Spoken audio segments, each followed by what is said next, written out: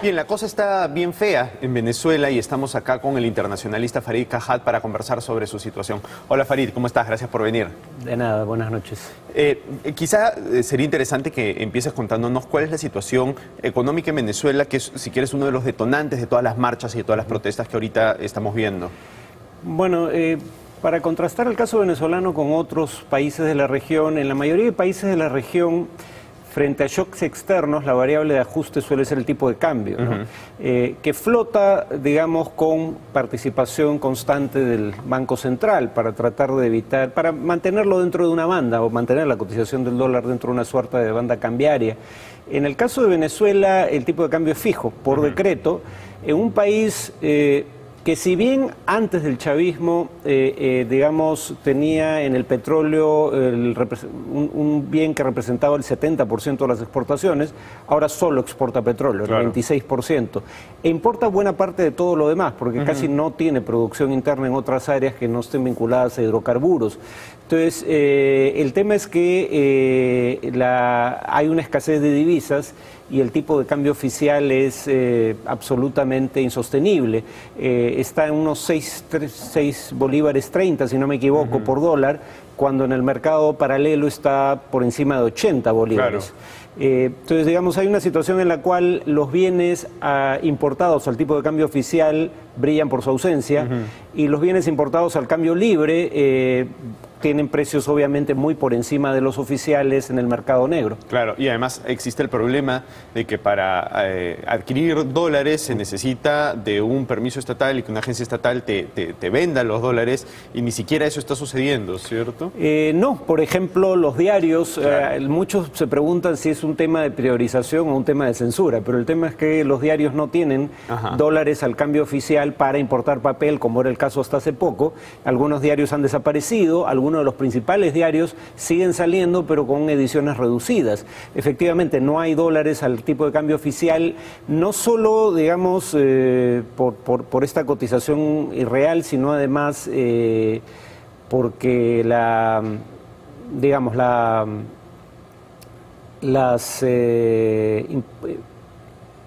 economía en general ha colapsado. En buena medida no hay actividad alguna que esté funcionando en este momento. ¿Y tú a dónde crees que llegue esto? Porque, a ver, no es la primera vez que vemos este tipo de marchas en Venezuela, ¿no? Probablemente ahora, si quieres, son mucho más difundidas, ¿no? Pero no es la primera vez que vemos este tipo de reacciones en Venezuela. ¿Tú crees que esto simplemente se va a aplacar en los próximos días o crees que esto sí puede significar eventualmente la caída del régimen chavista? Yo tengo mis dudas de que el resultado de esto sea la caída del régimen. Habría que recordar que cuando la oposición quiso confrontar al régimen, perdió, ¿no? No es la primera vez que algo así ocurre. En el 2002 hubo movilizaciones que, como ahora, tenían como propósito la salida de Chávez del gobierno y lo terminaron propiciando un golpe de Estado.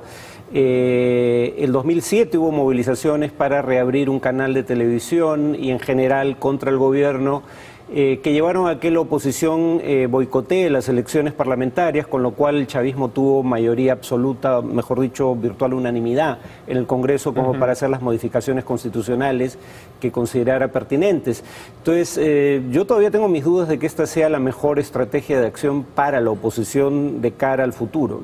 ¿Y tú cuál crees que sería una buena estrategia de acción?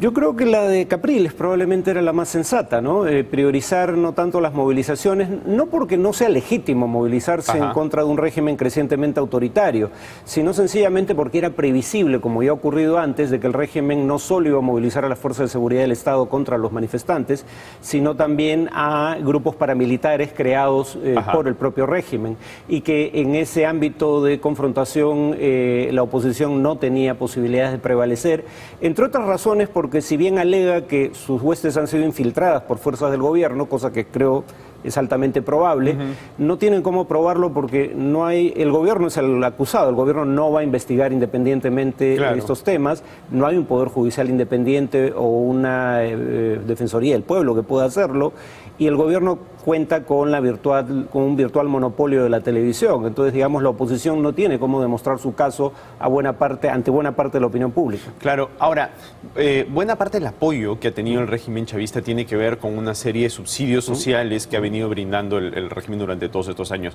Pero estos han disminuido básicamente porque estaban sustentados básicamente en los ingresos petroleros de PDVSA, y la producción de PDVSA se ha desplomado, ¿no? Entonces, ¿tú crees que ya sin esa cantidad de dinero destinada a subsidios sociales sea posible para un régimen tan represivo seguir manteniendo su popularidad? A ver, yo creo que en la medida en que el régimen tenga recursos, los va a destinar a esos programas sociales. Cualquier otra cosa va a quedar en segundo plano frente a esa prioridad, porque sabe que ese es el origen de su base de apoyo.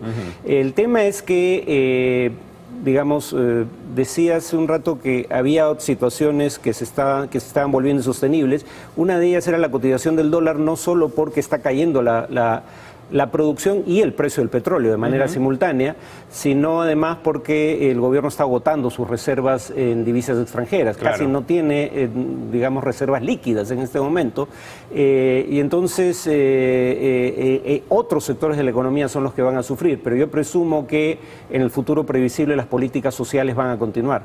Ahora, esta situación, ¿cómo crees que pueda ser sostenible en el sentido de que el gobierno siga manteniéndose en el poder? O sea, a mí me diese la impresión que la única manera de sostener esta situación es volviéndose todavía más autoritario y todavía más represivo, ¿no? Bueno, la otra alternativa es hacer lo que está haciendo Argentina, ¿no? En el sentido de que empieza a, por un lado, devaluar, permitir una devaluación del cambio del tipo de cambio oficial, y por otro lado empieza a contemplar la posibilidad de reducir subsidios a la energía y al transporte.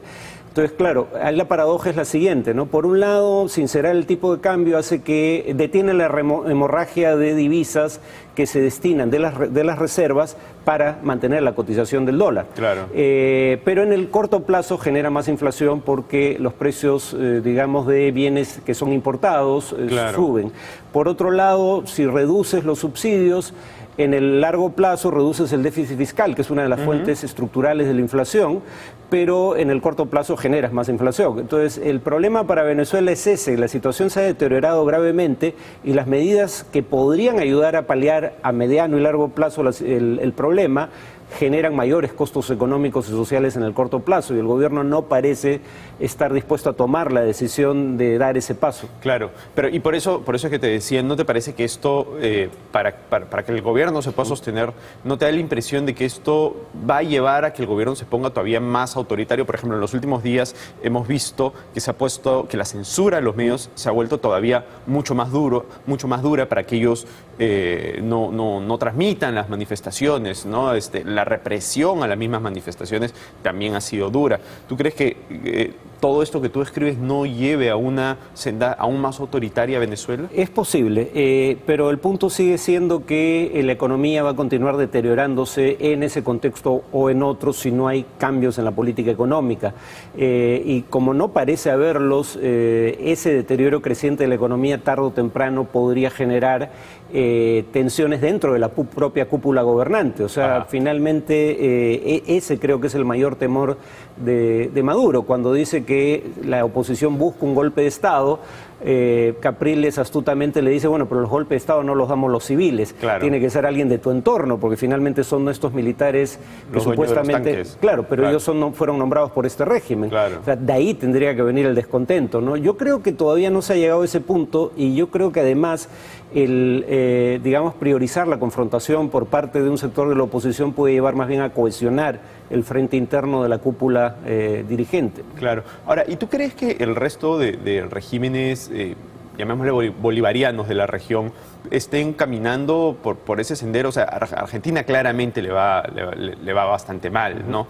Pero el caso de Ecuador hoy en día no es tan dramático, no es bien discutible si es sostenible económicamente el modelo de Correa, pero es cierto que no es tan dramático, ¿no? Pero son casos distintos, ¿no? Por ejemplo, en Argentina nunca hubo un intento de eternizarse en el poder bajo cualquier pretexto y con cualquier medio, como en el caso de Venezuela, y hay, digamos, cambios en la política económica una vez que la situación se vuelve dramática, cosa que no está ocurriendo en Venezuela. En Bolivia uno puede decir lo que quiera del gobierno gobierno de Evo Morales, lo que no se puede decir es que tenga un manejo macroeconómico irresponsable como el venezolano, ¿no? De hecho, Bolivia ha logrado crear un fondo contracíclico que utiliza en los tiempos de baja cotización de sus productos de exportación, como el gas, y le permite estabilizar los ciclos de la economía. En el Ecuador, una de las paradojas es que buena parte de los beneficiarios del gasto público de infraestructura son empresas privadas, que son las que realizan las obras, y que no están particularmente descontentas con el gobierno de Correa.